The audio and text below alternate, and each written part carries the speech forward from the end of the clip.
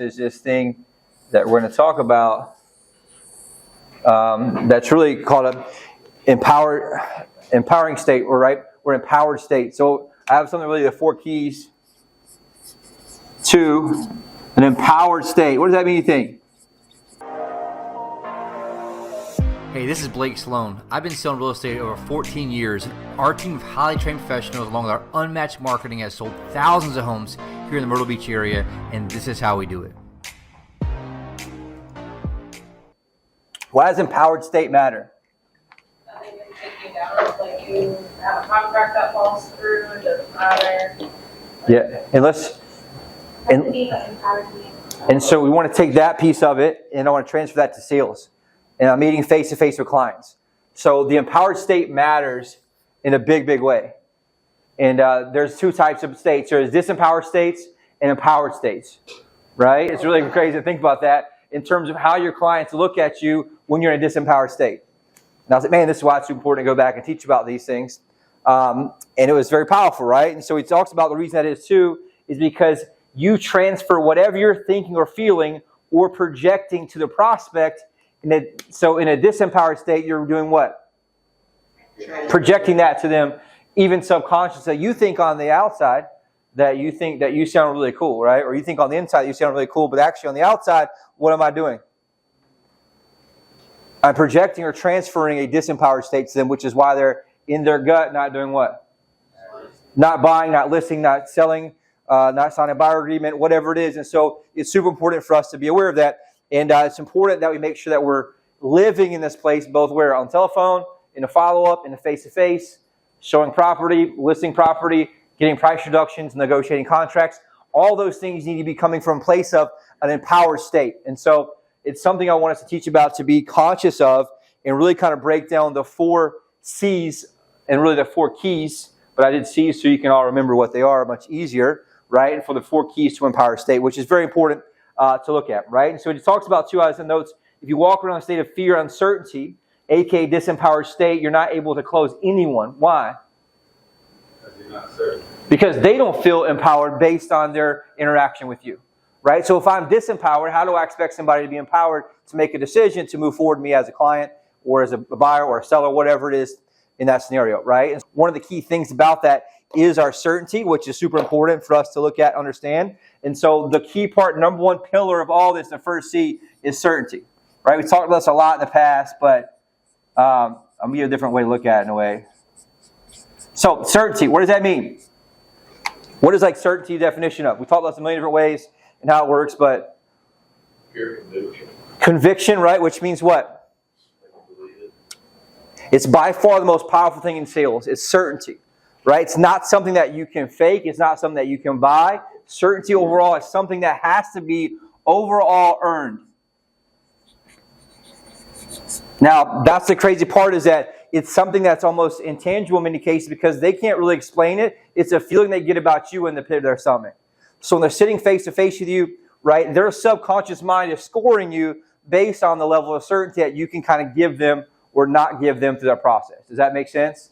And most of the time they're looking at, number 1, can I trust this person? And number 2, can they actually do what they say they're going to do? And so those are 2 main things. And what really combats those doubts against you is the ability for you to have certainty. Now, what does that mean when it says this earn? What do you think? You can't fake it, right? A lot of people think you can fake it, but when you're sitting face-to-face somebody through a 30-minute presentation or a 2-hour presentation, there's going to be chinks in the armor if you're faking the certainty. So, and I can't focus on what needs to be focused on, and so I tend to do what? Drift back out, and I'm not in this place of certainty. So the reason I share that is you got to be aware that you're only as strong as your weakest link when it comes down to the certainty of sales. Talked about this a million times before, but it's just a great reminder that this is super important, and it must be the next part, which I have here, is it must be protected. Why do you think I got that in there? It's very easy to lose, right? I have a great month. I do 2 or 3 things great for 2 or 3 months. I get momentum. I got deals coming up, deals stacking up. And all of a sudden, what happens? You rest on your laurels. I rest on my laurels, take my foot off the gas. I start doing other things, start drifting a little bit. And all of a sudden, what happens to my certainty?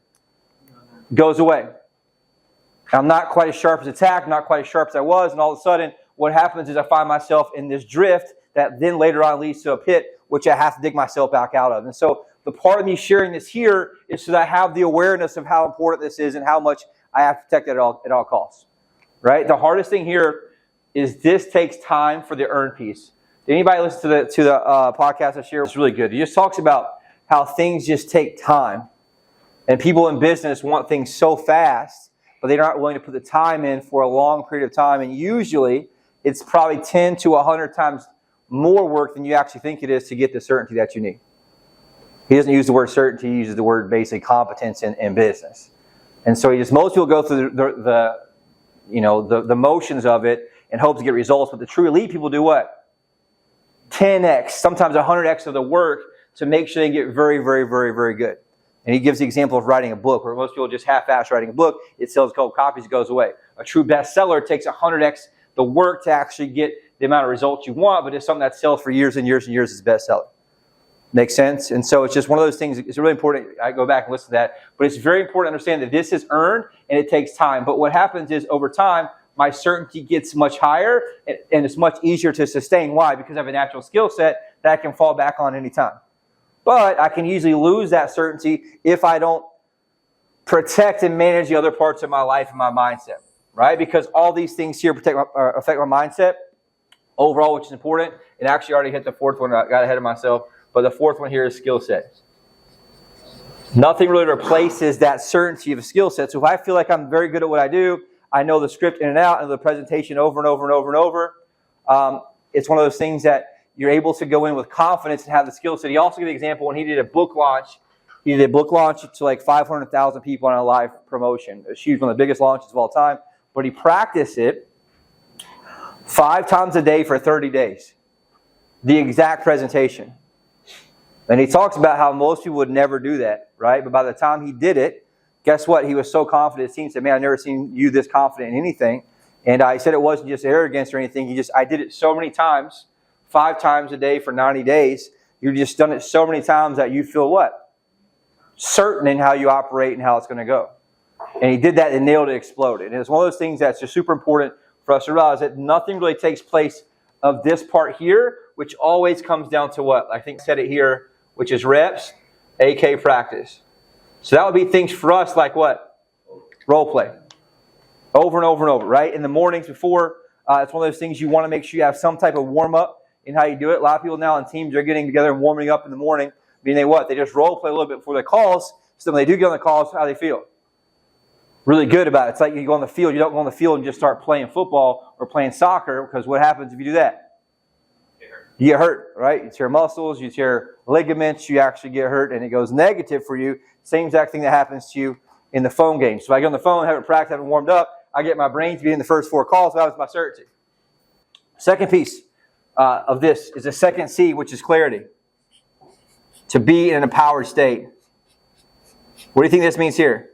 What type of clarity? Okay.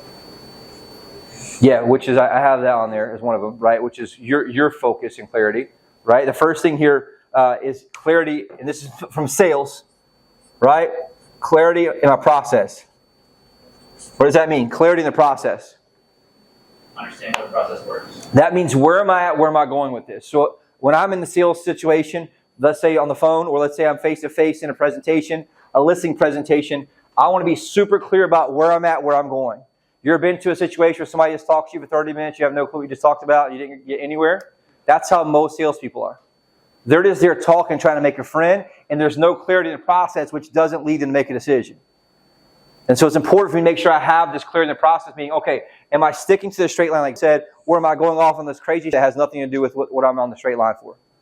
Okay, and so what I want you guys to understand is you have to be able to score yourself and be aware of how well am I sticking with clarity to the process. And obviously that process is my process in the sales transaction, right? What am I looking to do in signing this person as a client, as a buyer client, or as a seller client? And I want to make sure I have clarity in where am I at, where am I going? So every conversation I have has what? A purpose, right? I have a goal with what I'm saying. I do the same thing in listing presentation at the house. I build rapport as we tour the house, but I also have clarity in where I'm going, what I'm doing, what I'm looking for. I'm very specific in the question I ask so I can build rapport, and I can later on use that rapport to move them to where I need to move them in the sales transaction on the back end. And that's a lot different than just going in and asking a few questions and getting a tour of the house, right? A lot of agents just go get a tour of the house, think they're just trying to go through the motions, where I'm there to gather intel and guide them to a place where they like me, and I can use all that I learned in the tour of the house, aka rapport, and then later on use that in the presentation so that I can go deeper in rapport and they like me and want to work with me. Does that make sense? And so there's levels to how this is overall. Second piece here, I need clarity for my empowerment in where they are. A lot of people just go in and bulldoze without having clarity of where the client is. And so what does that mean? Ask the right questions. I'm very in tune and I'm very curious about who they are and where they're at and where they're looking to go. And so this empowerment state of me having this clarity is I'm super clear in what I'm asking. I'm super clear in what I'm looking for. And the most important thing I'm looking for is what? Where they want to go. Yes. Pain. That's what I'm looking for. I'm looking for massive clarity in their pain. In such that I can say that pain in one simple sentence. I ask a lot of people, what's their pain? Well, they got this going on and they're not really happy and they're more like it's not super clear in what their pain is. And so that just comes as a skill set of doing what? Asking better questions, second level, third level, fourth level questions of understanding, okay, tell me more about that. And then what I can do is I read between the lines and I ask questions between the lines so I can ultimately uncover the thing they're hiding from me, which is their pain. And why do you think they hide the pain from you? Most of the time, they're just embarrassed. Second reason would be scared that you're going to take advantage of them. Right? That they're going to use this against me to take advantage of me in both the selling process and the buying process. The selling side, they're much more defensive because they think that you're going to come in and sell it cheap if they're super motivated. Right? They don't want to tell you what their real reason is a lot of times because they think you may undercut them or that you're some agent they can't trust that's just going to get them to drop the price super low so you can get a sale. It's crazy is what they think about, right? And so that's the part. And the fourth piece here, which is super important, I've noticed it's a big issue a lot, is you need clarity in how you speak. Clarity in how you speak. What do you think that means? Kind of. Intentional what? Wording, because there's a lot of you that are going through the presentation. At the end, what happens? They didn't comprehend any of it. How do we know that? Because when we follow back up, especially on the listing side, they go with some other dumbass agent who sold 3 houses and listed at 5%. Which means what? They didn't hear or see anything that you said as a part of value. And so the cost of doing business with you, right, is too high to them because there's their absence of value. And so you want to understand, hey, if I have clarity in how I'm speaking to these people in a way that they actually understand me. And here's the crazy part. I can say the right words, but if it's not wrapped in the right emotion, what happens? They don't feel, they just zone out. You guys have all had that, right? Where I think I was telling a story a while back where the guy came to his house, was selling him like windows or something, I don't know what it was. And he went through this hour presentation and he said he just zoned out. Right? We've all had that where all of a sudden you zone out, your mind feels melted, and then what happens is you don't hear anything they're saying from that standpoint. And so you want to make sure that you're going back, well, how do I know that? How do I know I have clarity in how I speak? Ask a question. Kind of. What? You record it and then I go back and listen to it. I course correct for the next presentation, make sure I don't say that dumbass thing I was saying, and it helps me to stay more so on the straight line as I go through this process. You with me on this? Like it's just telling you, I listen to a lot. It's like, all right, what makes you, we have this amazing presentation, amazing, chart on buyer side, seller side. Everything's there. Everything's lined up for you. We're 10 times better than any other agent. But all of a sudden, they don't go with you and they go with somebody who's sold 2 homes and doesn't really know what they're doing. Why? It's not because other agents better. Yeah, it's because they articulated what they do better. Or in some cases, we have so much good, you just bulldoze them and their mind melted. They didn't really hear anything. And so the too much things almost hurt you because it wasn't very clear in how I speak. There wasn't clarity in exactly what I'm trying to tell them in the process. And I didn't do it through what? Questions. Which leads to self-discovery. You guys with me on that? Third one here, the third C, the key to empowerment, empower state. Confidence. Now, what do you think the difference is in confidence versus certainty?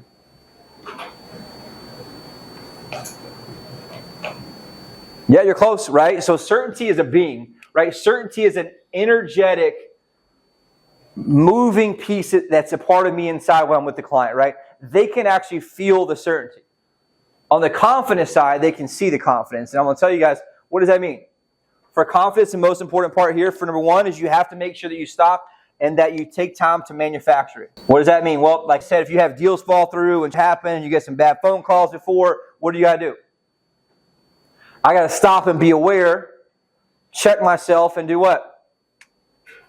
Manufacture this confidence or this energy so that they can feel me through my tonality, they can feel me through my energy, and how I look them in their eyes face to face when we're at the table. You guys with me on this? Like, it's very important that I have this checklist on my mind. All right, boom. Do I make sure I'm confident in front of you? I'm going to make sure I have this. My handshakes can go smooth. My introduction goes smooth. And I make sure that I'm very purposeful about what? Being confident in who I am and how I talk and how I speak to the people. Okay? The same thing on a telephone call. I may want to stand up to make sure I can exude confidence from a tonality standpoint when I'm going through that process with them. Right? They can feel the confidence on the phone or lack thereof and based on that. This also comes with practice, which we'll talk about. But I know the other thing here is your confidence must be intentional. I got ahead of myself there and trying to share that, but intentional. What does that mean? I want them to feel that my confidence. Anybody ever sat with a salesperson who you just feel like, man, this dude or this lady is really confident, she's really good? Right? I have before in sales, cars, other things before, like, man, I just feel good because they feel confident, I feel confident. And when they're confident, I'm more likely to what? To trust them. But if they're not confident that they can get me done or get me approved or get me this whatever, guess what happens? My confidence all of a sudden goes down. And so therefore, then what happens? Buyer remorse kicks in, fear kicks in, scarcity kicks in, and all of a sudden I don't want to move forward as much as I did prior to that in the process. Make sense there? Third piece of confidence, probably the most important of all, tonality. Tonality is the trickiest one. Why? Because it fine confidence and cocky. No, but it's a good bring it. No, not really. I'd rather be confident. I'd rather be too cocky than not cocky enough. How you hear yourself. How you hear yourself through your inner ear is very deceiving. For me especially, like, so I have really sensitive ears. I can hear like 3 conversations 6 tables away at a restaurant, right? So like when I speak, it hurts my ears sometimes if I get too loud or too let's say too much tonality. You have to make sure that you do what? You manufacture it. And so for anyone here, your inner ear is much louder than the actual outside. And so what you have to do is be aware that you have to go back and do what? But then you have to do what when you're face to face? The same thing as you have to manufacture tonality. So you have to do what? Overdo it a little bit, right? So when I'm on the telephone, I have to do what? Up my tonality probably more than I think I do because I need to hook them a little bit. And just like I gave an example, when you listen to the call, it didn't sound near as good as you thought it did from a tonality standpoint. Would you agree? And that's true for all of us. And so we have to make sure that we go back, and this is something that helps remind me and bring me back up. So what happens is I listen to it, I get really good, and then all of a sudden I go back natural. I listen to another call, I get back up, and all of a sudden, so I just have to use this piece here to go back and listen to myself. Now, what do you think most people do? They get lazy, don't record themselves. And no one has got to the point in this business, anyone in this room, including myself, not to record yourself and go back and listen to it. And it's by far the most important part. It talks about it a lot, right? In the very first couple modules, what they have of why it's so important. And so that's a key part for us to make sure we do. And the fourth piece here, which I kind of got ahead and gave you, is I must make sure that the confidence here is consistent. What does that mean? The confidence is consistent. Yeah, it doesn't drop the first objection. Or they say, hey, look, I appreciate you coming over today, but my sister's actually in real estate. And what a lot of y'all do? Get deflated, right? Your energy and confidence goes from 10 down to 3. But what happens is if I can keep the confidence and go through and dissect their situation, understand, hey, look, what made them come to my website versus going to their sister, and I all of a sudden can dig deeper and realize, hey, I don't trust my sister anyway, we got into a big fight, and you realize that was just initial deflection to you in the beginning. He or she doesn't even talk to his sister that much, and they wouldn't use him if they wanted to, which is the whole reason to have you over at their house. But I have to maintain what? The confidence consistently in the process so I don't lose it when I get the first objection. But many of y'all, once you get the objection on the paperwork, that's when you get to the moment, confidence is lost, all of a sudden your certainty is lost, you go disempowered, and all of a sudden they go disempowered too. And you can see it in their eyes where they're close with you over the table, all of a sudden what happens? They start backing up on the table, you can watch the energy go backwards, they start crossing their hands, and all of a sudden, what that means when you see that, and what you pick up is, they have gone from an empowered state to disempowered state based on how you're projecting to them. And what is that? It's a subconscious connection from their mind to your mind. Fourth piece here, which is important, is courage. What does that mean in this context, you think? Now let's look at this from a sales scenario, right? All four of these C's, I'm in a presentation, face to face with them, right? So, Say what you know you need to say. yes, I wrote this down. You need to have courage to pull the trigger. Courage to pull the trigger. What does that mean? Yes. When I know I need to make the trial close, I do what? I actually ask it. When I have the time to make the close, I actually ask it. I don't skip around it. I don't get scared of it. When I get that, I think Barrett said it a long time ago really well, you know when you get that feeling in the pit of your stomach that's scary, what do you need to do? Pull the trigger. And I want you guys to have an absolute trigger point in your mind that when you get that point, I want you to go back and reference this and say, I must pull the trigger. Which means I have to ask trial close. I learned this the hard way in timeshare over and over and over. I'd be at the point, I know I need trial close to be at the property on the front end, and I get scared, I wouldn't do it, and then what happened? I go through the whole presentation, 90 minutes later, I'm at the back of the presentation, and the objection I knew I should have addressed in the beginning, guess what happens? It comes up. Even though we've been best friends for the past 90 minutes since then, I knew I should have asked a question, knew I should pull the trigger, and every single time I didn't pull the trigger, what happened? It bit me in the ass every single time. And by that point, if it comes up on the back end, what happens then? It's too late. It's almost impossible to overcome. And so you all have these situations when you know you need to ask the question. They ask you something in the beginning discovery. You know you should go deeper. But what happens? You get scared. You don't want to uncover something that's uncomfortable. And so then all of a sudden you don't pull the trigger. And so I need you guys to make sure you have this courage here to pull the trigger, both in questions, aka on the front end, which is deeper, right? Same thing we talked about in inside sales, right? A lot of times we had the framing question, which is the most important part of the conversation. Initially, you're what? He was very afraid of it, and he's like, I can't believe you say this, right? Then all of a sudden you say it, and they agree and say yes, the whole entire presentation is 10 times easier. 100%. And what it does when I set this right is it sets the intention for them. What the intention does is it gets the intention and opens it up for them to be able to be closed. Also, the trigger is the most important when you do what? Close, right? Assuming that when you come to agreement on price, what your property's worth, do you feel comfortable with me handling the sale for you? Yes, right? I can't tiptoe around it. A lot of sales people get to the end, what do? They just tiptoe around the actual close. So they say a soft close, which in turn leads to what? A soft commitment. And that works until you do what? Pull the paperwork out and ask for a signature. Right? We all had that. Hey, they agree to work with you. Everything's good. Hey, you guys feel comfortable with me being your agent? They say yes, and what happens? You pull the paperwork out and ask for the signature, and all of a sudden their word doesn't mean a whole lot to you, to themselves. Why? Because it was a soft close. Right? You got to make sure you do it overall in that scenario. You got to be willing to pull the trigger. Second piece of this, courage. I must be willing to stand in the fire. I must be able to have uncomfortable conversations and ask uncomfortable things in the time that I must do it. So I go through, I do a close above that. They give me an answer that's difficult or something challenging. I hate agents, or you agents are all a bunch of crooks. Whatever it is, what I got to do? Have the courage to push back and stand in the fire with love.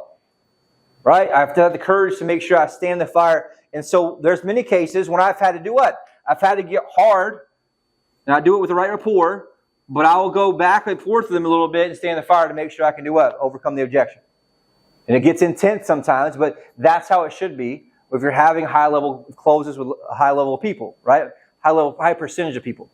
That leads to the next piece here, which is collide. All of us know this, right? When I know that they're saying something that's untrue, I know they're saying something in their worldview that's not true or not possible, and what do? Let it slide, right? Knowing good and well it's going to come back on the back end and bite us, and so you need to have the courage to make sure I collide when I know I need to do it. This could be on the front end when I'm signing them as a client. This could be When I have them as a listing client and I need to get the price reduction down with them, right? Do I have the collision tough conversation to get the prices down? This is something Bear talking about in his one-on-one, where he has some people he knows he needs to get the prices down, but he feels really bad saying that to them, or how to say it to them because he feels guilty he hasn't sold yet. Right? But that reality is I have to do what? Have the courage to make sure I collide with them, because if not, what happens? The listing doesn't sell, I lose a client for life. And so you have to look at the outcome. If I don't have the collision here, I don't collide with them, I'm going to lose a client for life. And the fourth piece here is I must have the courage, along with the certainty, clarity, and the confidence, to do the most important things which every salesperson must be good at, which is handle objections. Must have the courage to handle objections. Meaning what? Don't just roll over when they give you one. Yes. And what do most people do? When we pull out here and we start saying objections, what do most people do? They freeze up. Oh, I don't really know. And all of a sudden we just give up. And so you have to get good enough with a skill set. I can figure out a way to buy time with a question to give me enough time to be able to come back around and ask the other one. Right? And ask it a different way to get to the ultimate outcome. But I have to make sure, the number one weakness here, I was talking a while back about this, is that what most, I would say 75% of our sales people, when they get to a tough objection, they fold. How do I know that? When we ask it in the group, most of the time when you get that, it's just not strong enough to overcome that certainty piece. And so I want you guys to look at this. When I have this objection handling, when I do it with certainty? Right? Do I do it with clarity? And do I do it with confidence?